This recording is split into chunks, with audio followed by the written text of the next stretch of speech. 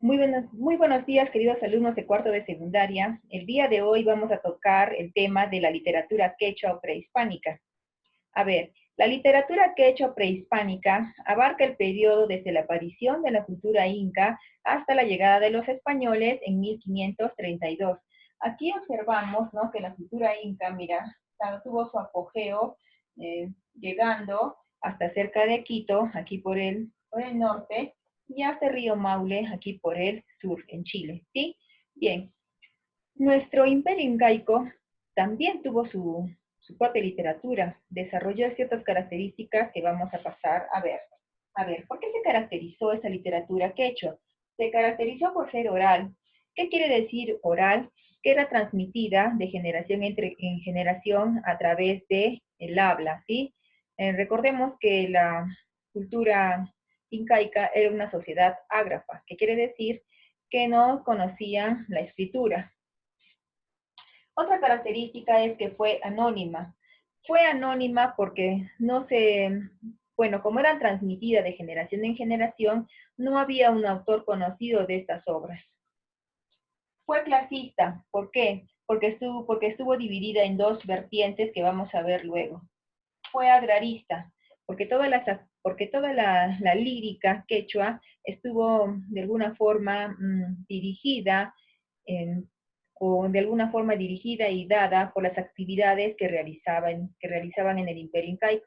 Recordemos que la base de su economía era la agricultura. Entonces, en la agricultura, cuando iban a sembrar, había un rito, y ese rito formó parte de lo que es la literatura lírica. También se hacían pues cantos o ceremonias religiosas, y todo esto pasó a constituir parte de la lírica quechua, ¿sí? Bien, pasemos. También fue panteísta y cosmogónica. ¿Por qué se dice que fue panteísta y cosmogónica?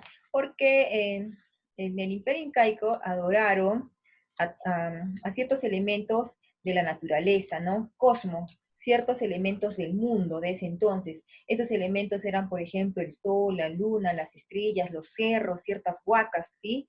También adoraron a ciertos animales, ¿no? El puma, por ejemplo, ¿no? La serpiente, el cóndor.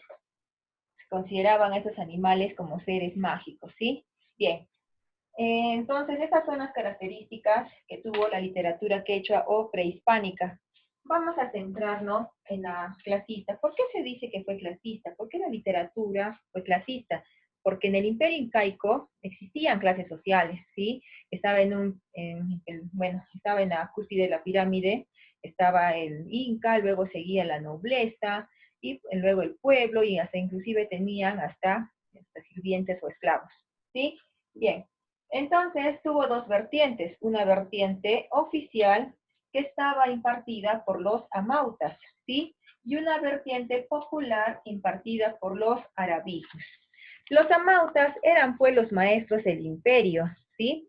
Ellos nos manifestaban de alguna manera la sociedad teocrática de ese entonces.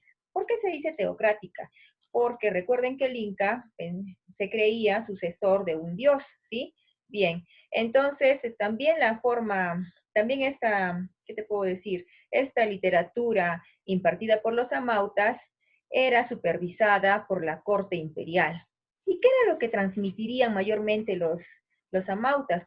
Pues transmitían las historias, ¿no?, de sus héroes, las historias legendarias y heroicas, así como la fundación del imperio, así como historias de la fundación del imperio, ¿no?, mitos y leyendas, que para poder preservar así la historia de su imperio, ¿sí? Luego tenemos la vertiente popular, que estaba impartida por el arabico. Acá tenemos un ejemplo de arabico. ¿Y quiénes eran los arabicos? Eran pues los poetas del pueblo, ¿no? Del Ayllu. Los arabicos por lo general transmitían, anhelos a través de sus canciones, ¿sí? Por ejemplo, el poeta lírico, el Arabiku, el encargado de entonar ciertos cantos en ciertas celebraciones incaicas, ¿sí? Bien, ellos transmitían sus creaciones líricas acompañados siempre de música. Aquí, por ejemplo, observamos ciertos instrumentos musicales como la quena, un pequeño tamborcito, ¿sí? Bien, pasemos ahora a ver cuáles fueron los géneros literarios que se han desarrollado en esta época. Tenemos que fueron tres: el género épico, dramático y lírico. El género épico se caracterizó porque es el más antiguo, ¿sí? Es el más antiguo de la literatura quechua y mayormente se trata de narrarnos historias sobre el origen del imperio y también sobre sus héroes, ¿sí? Por ejemplo, tenemos aquí eh, una especie literaria que es el mito, la leyenda, el cuento y la fábula. El mito, ¿por qué se caracterizaba? Porque era de carácter religioso y explicativo. Por ejemplo, tenemos el mito de los hermanos Ayar. Este mito de los hermanos Ayar nos trata de explicar que después del diluvio que hubo en esa época, salieron pues de 4 hermosas ventanas del Cerro Tamputoco 4 hermanos con sus respectivas esposas, ¿no? Ellos vieron que el mundo estaba pues en ruinas y ellos no solamente salieron con sus esposas, también salieron cada uno con sus respectivas tribus. Entonces ellos pensaban poblar nuevamente, ¿no? En la ciudad, las ciudades, ¿no? Poblar nuevamente, para crear un mundo más civilizado, un mundo nuevo después de este diluvio, ¿sí? Bien, entonces, por ejemplo, ahí vemos que en el mito trataron de dar una explicación, ¿no? Al origen de las cosas. Tenemos en la leyenda que también tuvieron referencia a la antigüedad. Un ejemplo de leyenda bastante conocida es de Manco Cápac y Mama Ocllo, quienes fueron los fundadores del Imperio Incaico en la ciudad del Cusco, y Manco Cápac se convirtió en el primer inca o gobernante del Imperio Incaico, ¿sí? También destacaron el cuento. Hay cuentos muy bonitos. Por ejemplo, tenemos el cuento tenemos cuentos así muy bonitos de la zorra. Tenemos, bueno, esos cuentos y mitos y leyendas que pertenecen a la literatura, al género épico, están agrupados en un manuscrito llamados los manuscritos del Cuentos, Mitos y Leyendas del Guarochirí, que estaban escritos en quechua y que en la época de la colonia fueron traducidos al castellano por el padre Francisco de Ávila.